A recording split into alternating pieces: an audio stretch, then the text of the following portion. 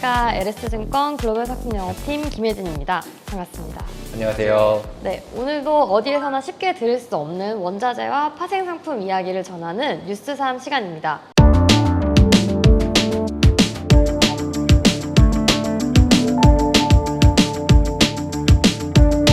본격적인 미국 대선을 앞두고 관련 기대나 우려의 시장이 좀 움직이고 있는데 혹시 파생상품 시장은 어떤 반응을 보이고 있나요?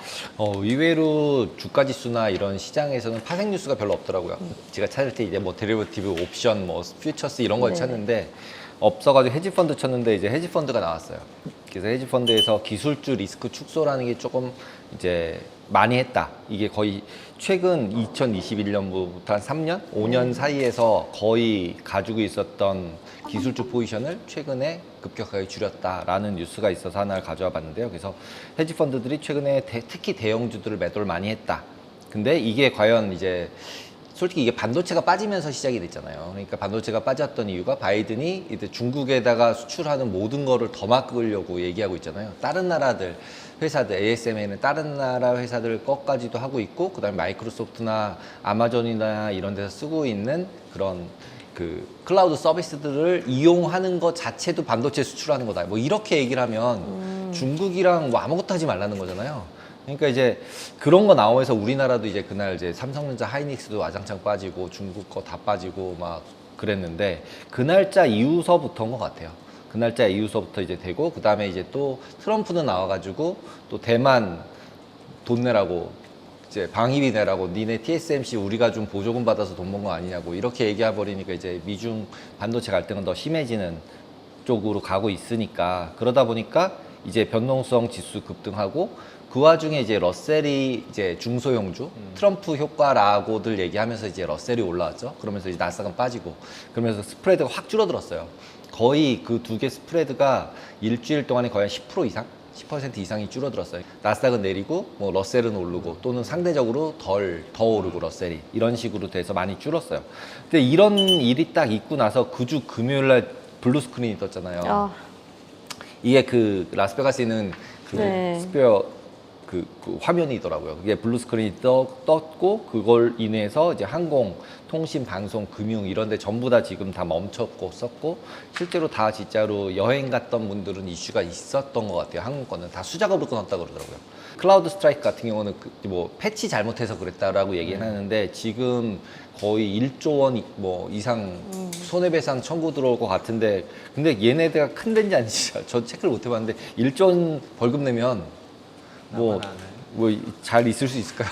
그래서 마이크로소프트가 물어줘야 되는 거 아닌가? 근데 마이크로소프트도 피해자인가? 뭐 이런 생각도 들고, 그날은 같이 빠졌는데 그 다음날 마이크로소프트 같은 경우는 반등을 하긴 했어요. 그래서 실질적으로 이런 뉴스들이 발생을 하면 기술주에 대한 이제 독점 문제를 계속 얘기를 하고 있잖아요. 특히 유럽에서는 이제 독과점 가지고서 계속 이제 뭐 벌금을 내린다는 등 뭐 얘기를 하고 있으니까. 근데 그런 식의 어떤 제재가 조금은 있어야 되지 않나? 라는 생각이 들더라고요. 왜냐하면 이제 한 군데 회사가 멈췄더니 막 너무 여러 군데서 이슈가 생기니까. 그래서 이제 기술주 관련해서는 지금 굉장히 좀 이제 하락을 하는 분위기로 바뀌었다. 그리고 러셀이 올라왔다.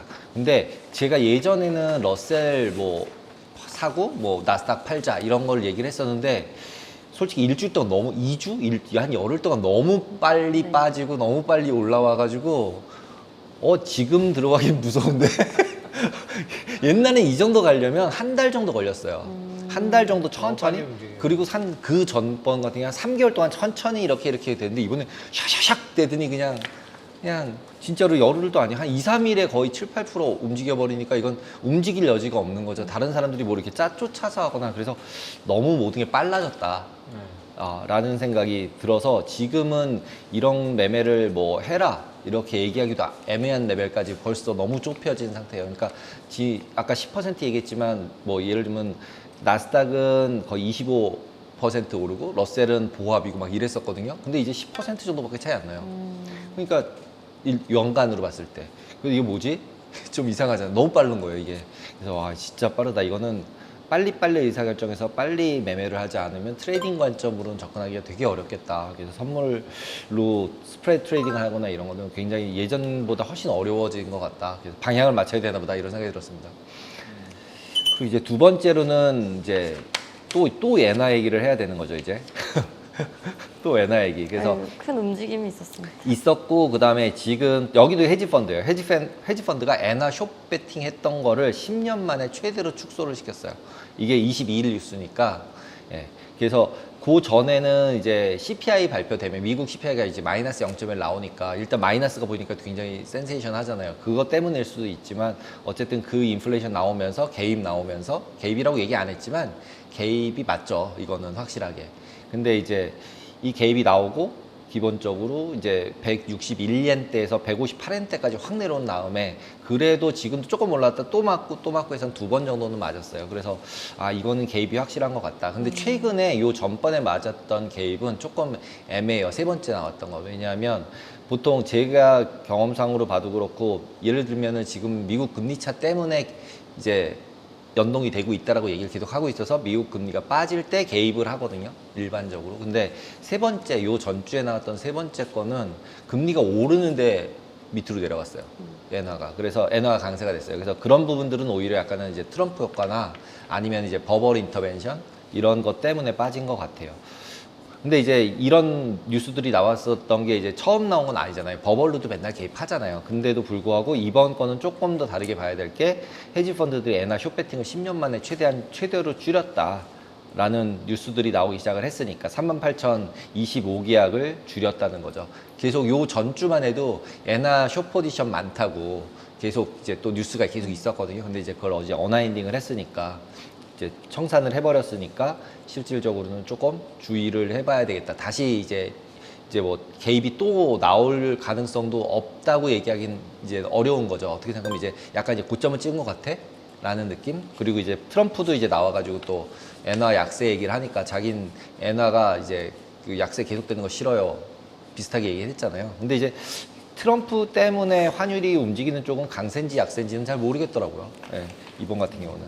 그래서 이제 그런 부분들, 그리고 시장 개입도 이제 5조 6,400억 엔을 이미 시장 개입을 했다라는 부분이 있고, 그래서 기본적으로 이번 주에 발표되는 이제 지표들 주의해서 봐야 될 것 같고, 그리고 심리 같은 경우도 일단은 어느 정도 안정이 되는 느낌이에요. 그렇죠. 네, 훨씬. 그래서 이번에는 어느 정도는 엔화 매수하는 포지션들도 다시 약세로 갈 가능성도 충분히 있지만 경제가 안 좋으니까 일본이 있지만 그래도 이제는 위는 좀 막으려는 게 확실한 것 같다.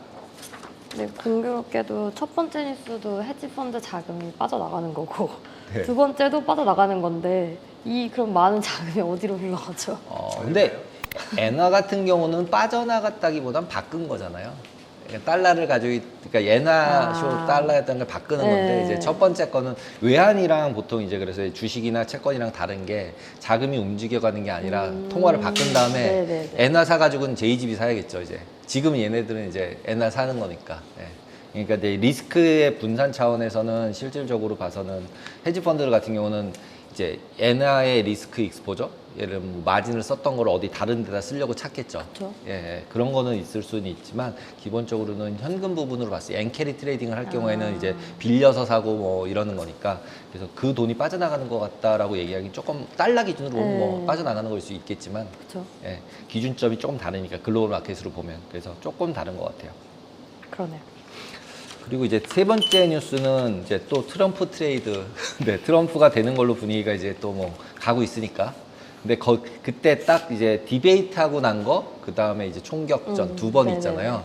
이벤트도 되게 많아요. 그 다음에 바이든 이제 사임. 사퇴하고, 네, 이 세 개가 일주일 만에 우다다닥 다 나타난 것 같아가지고 야 이것도 대단하다 이런 생각이 들었고 지금 이 차트 보시면은 일드 커브 스티프너라는 게 이제 단기 금리와 장기 금리가 이제 올라가는 속도가 장기 금리가 더 빠르다라는 거여서 커브 자체가 이렇게 쓴다라고 해서 스티프너라고 부르는 건데 그 스티프너 같은 경우가 사람들이 예상은 계속했는데 다시 빨리 안 올라오고 있었어요. 근데 이제 트럼프 때문에 올라오기 시작을 했는데 기본적으로 그게 진짜 트럼프 때문인 거냐라는 부분들에 대해서는 왈가왈부가 있긴 하지만 일단은 뭐 지금 분위기로 봐서는 트럼프가 된다라고 하면 스티프너 되는 건 맞는 것 같다. 왜냐하면 단기 금리는 경기 부양할 테니까 내리라고 그럴 거고 장기는 막 관세 올리고 뭐 그렇죠. 감세하고 이러면은 뒤에 채권은 돈 없으니까 채권 발행할 거고 그러면 어쨌든 수급이 좀 안 맞잖아요. 예, 그러니까 스티프너 될 것 같다라는 게 이제 원래 생각이었고 그게 트럼프 트레이드로 어느 정도는 얘기가 되고 있었는데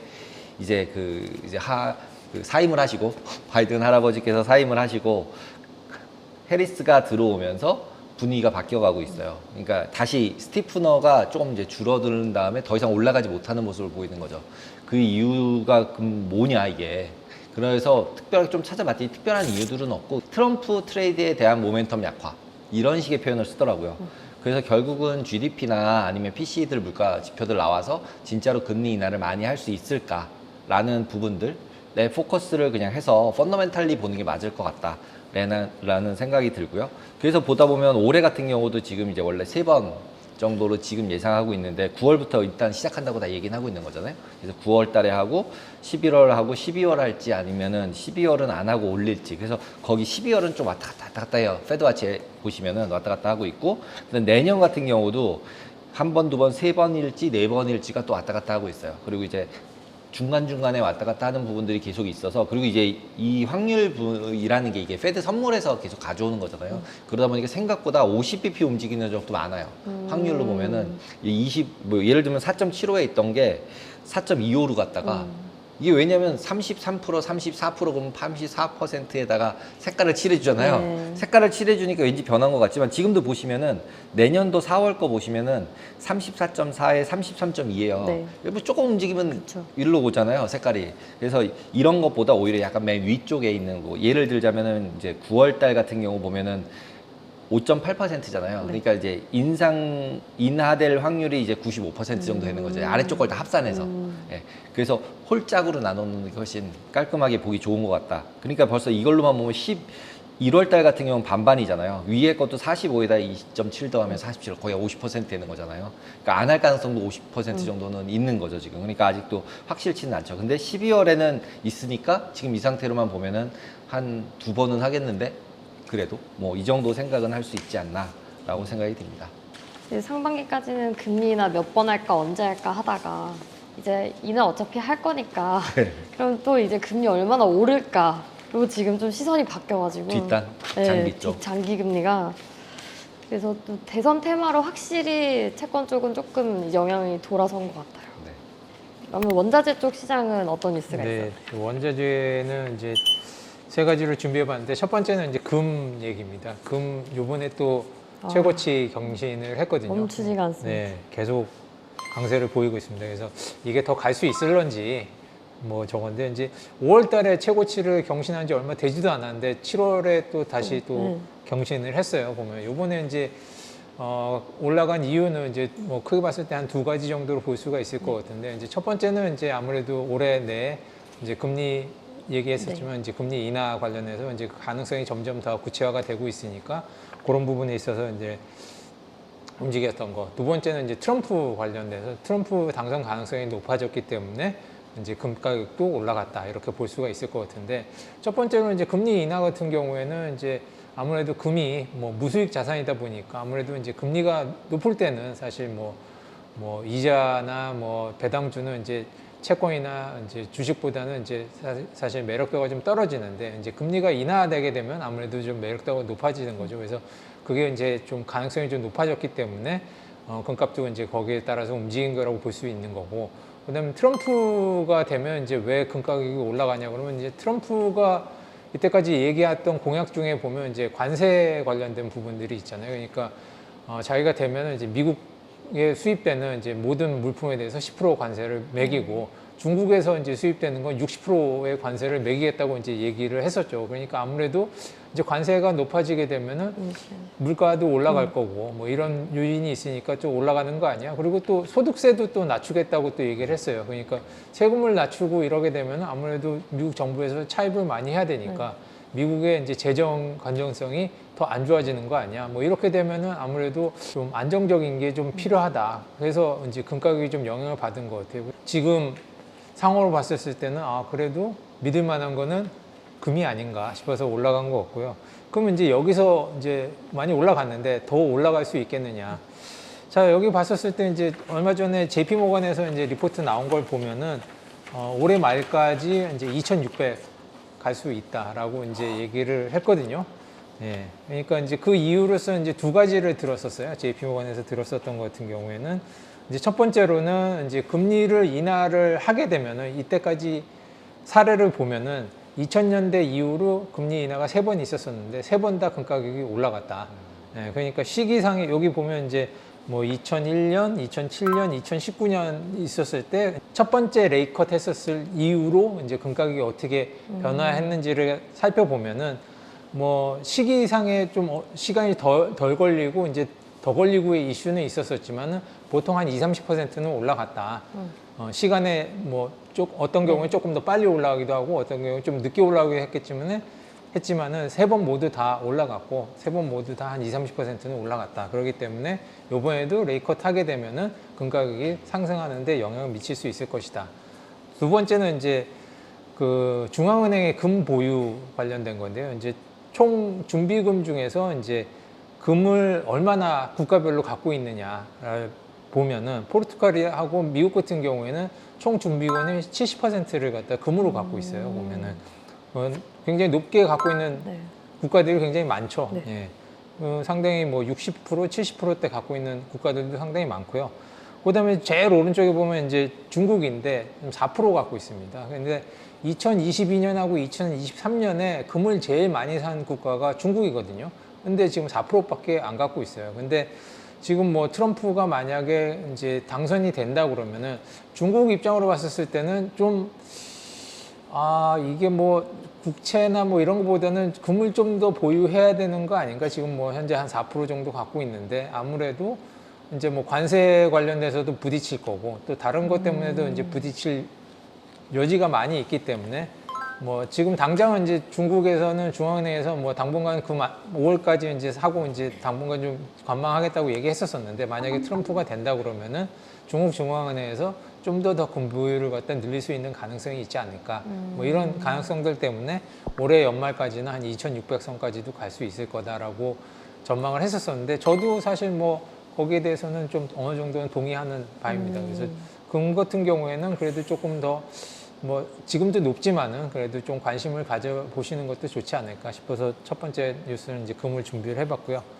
두 번째는 이제 석유 관련입니다. 원유 가격 관련된 건데 수요 면에서는 굉장히 좀 약합니다. 그러니까 지금 요번에 처음에 이제 여기 보면은 이제 중국 같은 경우에는 원유 수입이 5월달 원유 수입 대비 6월달 비교해 보면은 33%가 줄었어요. 보면은 그러니까 지금 33%가 줄어가지고 지금 300만 톤이 안 되거든요. 보면은 근데 지금 뭐 이 정도 추세라고 보면은 올해 보면은 이제 전체적으로 중국에서 수입되는 원유 양이 작년보다 줄 것 같아요. 보면은 근데 이런 적이 거의 없었거든요. 그러니까 2000년 이후로 전해 대비 중국의 원유 수입이 줄었던 해가 한 번도 없었어요. 그러니까 코로나 때 이후 말고는 네. 대부분 이제 전해보다는 이제 원유 수입량이 늘었거든요. 근데 지금 봤었을 때는 올해는 줄 것 같아요. 그러면 이 정도 추세면 5월보다 6월이 33%가 줄었기 때문에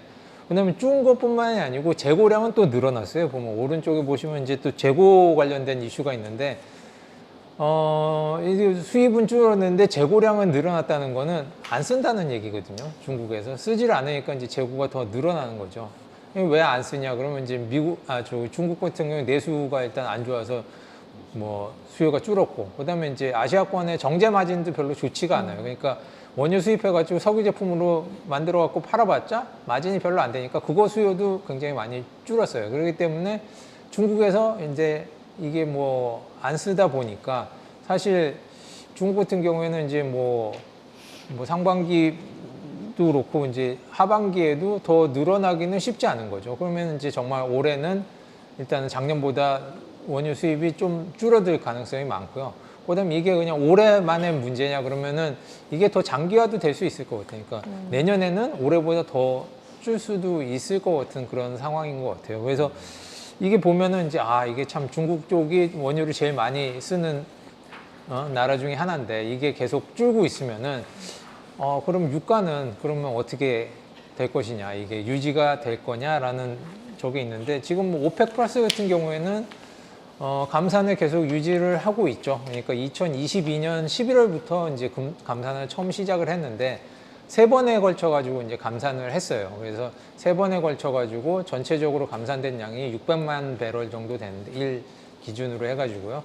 그럼 이게 어느 정도 양이라고 그러면은 전 세계 공급량의 한 6% 정도 되는 양을 갖다 지금 감산으로 인해서 막고 있는 거예요. 그러니까 이걸로 인해서 지금 현재 유가가 어느 정도 유지가 되고 있는 거죠. 그럼 이 감산은 언제까지 유지가 되느냐라고 보면은 일단 400만 톤은 내년 12월까지 일단 감산하기로 연장을 해놓은 상태예요. 그럼 200만 톤 같은 경우에는 일단은 9월 말까지, 올해 9월 말까지는 일단 감산이 예정돼 있고, 그다음 10월 달부터는 이제 이 감산을 갖다가 더 연장을 할지, 아니면 감산량을 줄일지, 아니면 감산량을 늘릴지를 갖다가 다음 달에 이제 오펙 플러스 회의 때 만나가지고 이제 결정을 할 것 같아요. 그런데 여기에 대해서 최대 덕은 이제 미국이 많이 봤었죠. 네. 이제 여기서 오펙 플러스에서 이제 감산으로 인해서 올려놓은 유가에다 대비 뭐 거기는 제한 없이 그냥 생산을 하고 있기 때문에 여기 보면은 이제 계속 두 번째 저기 보면은 계속 올라가잖아요. 보면은 미국에서 수출도 하고. 네, 그러니까 생산량 자체가 계속 올라가고 있고 그러다 보니까 이제 미국 석유업체 같은 경우에는 이익이 굉장히 좋은 거죠. 코로나 이후로는 굉장히 이익이 좋게 유지가 되고 있고 이러다 보니까 이제 미국 같은 경우는 굉장히 뭐 좋은 환경인데 지금 오펙 플러스에 있는 국가들 같은 경우에는 굉장히 어려운 상황이 많죠. 뭐 사우디 같은 경우에도 이제 재정을 갖다가 어느 정도 맞추려고 그러면 거의 100불 가까이 유가가 유지가 돼야 되는데 지금 현재 80불 정도 유지가 그나마 감산을 해가지고 80% 정도 80불 정도에 이제 유지가 되고 있고 근데 지금 뭐 중국산 같은 경우 이제 중국 같은 경우는 수요가 계속 줄고 있기 때문에 이번에 이제 OSP 같은 경우에도 낮췄거든요. 그러니까 지금 양도 줄었는데 가격도 낮춰주니까 굉장히 지금 어려운 상황일 거라 이거죠. 그러면은 이제 이런 어려운 상황에서 그러면은 그 감산을 계속 할 수가 있을런지 또 감산을 안 하고 만약에 이제 감산량을 줄이게 된다 그러면은 굉장히 유가 같은 경우에는 지금 현재 가격보다 한 단계 밑으로 떨어질 가능성도 굉장히 높을 것 같아요. 그래서 다음 달에 있는 오펙 플러스 그 회의를 갖다가 좀 관심을 가지고 지켜봐야 될 것 같고요. 만약에 그때 이제 감산 관련해서 뭔가 좀 변화가 있다 그러면은 유가 같은 경우에는 지금보다 한 단계 밑으로 빠질 수 있는 그런 가능성도 높다라고 보여집니다. 그래서 좀 관심을 갖고 좀 봐야 되는 항목이 아닌가 이렇게 싶고요. 그다음에 세 번째는 이제 뭐 미국 전기차, 그다음에 배터리 산업은 이제 뭐 과연 살아남을 수 있을까 뭐 이런 제목으로 이제 준비를 해봤는데 이번에 이제 뭐 트럼프 대통령이 이제 총격 사건이 있고 나서 이제 뭐 미국 전기차 뭐 이 배터리 뭐 이런 거 같은 경우는 굉장히 어렵겠다라는 뭐 전망들이 많이 나왔는데 그러면은 만약에 트럼프가 안 되고 민주당에서 되면 그러면은 미국 전기차하고 배터리는 괜찮을 것이냐 그러면 보면은 그렇지도 않을 것 같아요. 그러니까 누가 되든 미국에 있는 전기차하고 배터리는 어려울 것 같거든요. 보면은 지금 보면 그 이유는 미국에서 별로 안 팔려요. 보면 전기차가 지금도 보면은 그러니까 비싸기 때문에 안 사는 거죠. 그러니까 지금 미국에서 생산되는 전기차 같은 경우에는 중국에서 생산되는 거에 한 2~3배 정도 가격이고요. 그 다음에 비슷한 급의 이제 휘발유 차랑 비교해 봤을 때도 한 20~30% 정도 비싼 상태입니다. 그렇기 때문에 지금 미국에서는 잘 안 팔려요. 그러니까 지금 1년에 뭐 팔리는 전체 자동차가 1,500만 대, 1,600만 대 정도 팔리고 있는데 그 중에서 이제 전기차가 차지하는 비중이 한 120만 대 정도 되거든요. 그러니까 한 6% 정도 되는 거죠. 그러니까 그 중에서 한 절반이 이제 테슬라가 이제 판매를 하고 있는 거고요. 그럼 6%인데 늘어날 수가 있는지라고 생각하면 일단 가격이 낮아져야 될 것 같아요. 근데 가격이 일단 낮아져야지 전기차가 팔릴 것 같은데 일단 가격을 낮추기가 쉽지가 않다는 거죠. 이제 뭐 미국 같은 경우에는 중국산 전기차는 이제 100% 관세 매기고 있고 그다음에 이제 중국에서 수입되는 배터리 같은 경우에는 25% 관세를 매기고 있고 그다음에 또 중국산 배터리를 쓴 전기차는 보조금을 안 준다고 그러고 있고 그렇게 되면 이제 미국에서 소비자 입장으로 봤었을 때 싸게 전기차를 살 수 있는 방법이 별로 없는 거예요. 보면은. 비싼 거죠. 그러니까 다 비싼 거죠. 보면은 전기차를 사려고 해도 비싸고 배터리도 이제 자체적으로 만드는 거 비싸고 싼 거 수입하려고 하면 또 관세 때리고 그거 쓰면은 또 보조금도 안 준다 그러고 그러니까 미국 소비자 입장으로 왔었을 때는 전기차를 살 요인이 별로 없는 거예요. 그러니까 뭐 자국 산업을 보호한다고 그러지만은 아니 그래도 뭐 좀 싸야지 사지 이게 싸질 않는데 살 수가 없잖아요. 그러니까 이제 일단 미국 소비자 입장으로 봤었을 때는 뭐 가격 면에서 조금 메리트가 좀 떨어지는 거 없고 그러면 이제 그걸 수출을 할 수가 있냐고 그러면 미국에서도 안 팔리는데 그걸 어디다 수출을 하겠습니까? 네, 가격이.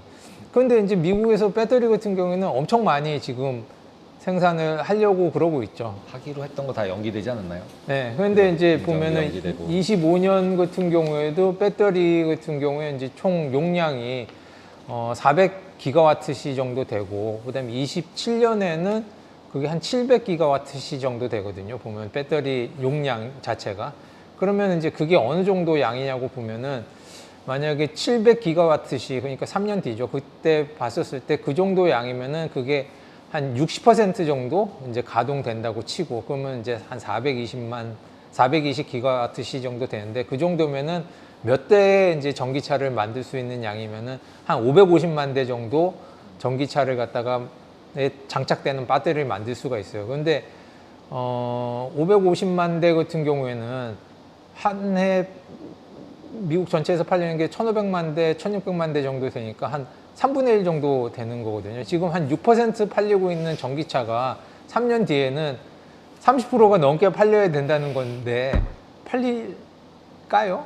안 팔릴 것 같아요. 저는 그 정도 이제 안 팔릴 것 같고 그렇게 되면 이제 뭔가 뭐 당근을 줘야지 이제 그 정도 팔릴 수 있을 것 같은데 지금 안 하고 있잖아요. 여기 보면은 이제 지금 뭐 포드 같은 경우에도 원래 전기차로 만들려고 했었던 거 트럭 공장으로 이제 다 전환한다고 그러지 않습니까? 그러면 뭐 누가 그거를 살까라는 생각이 들고요. 그러면 이제 제가 봤을 때는 미국에 지금 짓고 있는 배터리 뭐 이런 공장들 다 지금 뭐 어려움에 이제 직면해 있는 상황인 것 같고 그다음에 거기 지금 한국 업체들도 엄청 많이 가 있잖아요. 가가지고 지금 합병하고 막 그러죠 이제. 거기도 못살겠어서. 지금 당분간은 굉장히 어려움에 이제 처할 것 같고요. 뭐 누가 되든지 간에 누가 트럼프가 되든 바이든이 그리고 되든 테슬라에서 ESS, 그러니까 저장 장치 쪽에서도 어차피 리튬은 쓰이니까 네.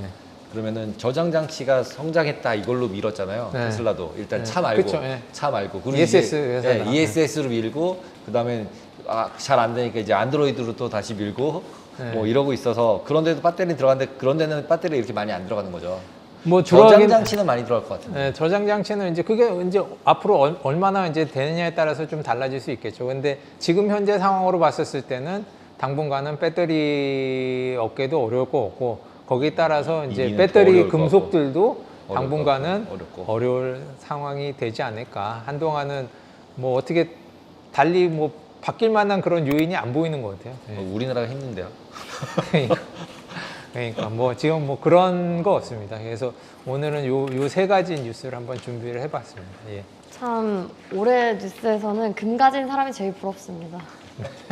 가장 수익률이 높은 투자자가 아닐까라고 생각해요. 네. 안 팔고 계속 가만히 가지고 있었어요. 그냥 아마 가지고만 있어도 그냥 트레이딩 안 하고 그리고 요즘 같은 때는 더 든든하잖아요. 보면은 계속 주식 같은 경우에는 뭐 하루에도 그냥 뭐 트럼프 한마디 하면은 그냥 확 와장창 올라갔다. 빠졌다가 또 뭐 어느 정도 리바운드 하고 뭐 이러지만은 사실 금 같은 경우에는 그래도 밑에가 계속 어느 정도 받쳐주고 있기 때문에 크게 뭐 다운사이드에 대해서 걱정 안 하고 그냥 들고 있어도 좀 든든한 자산이 아닌가 그렇게 생각이 되네요. 그 전무님 뉴스에서 말씀하신 것처럼 원유도 사실 조용히 지금 꽤 빠지고 있어서 네, 맞아요. 예. 원유 관련 뉴스도 하반기에는 좀 집중하셔서 보시면 좋을 것 같습니다.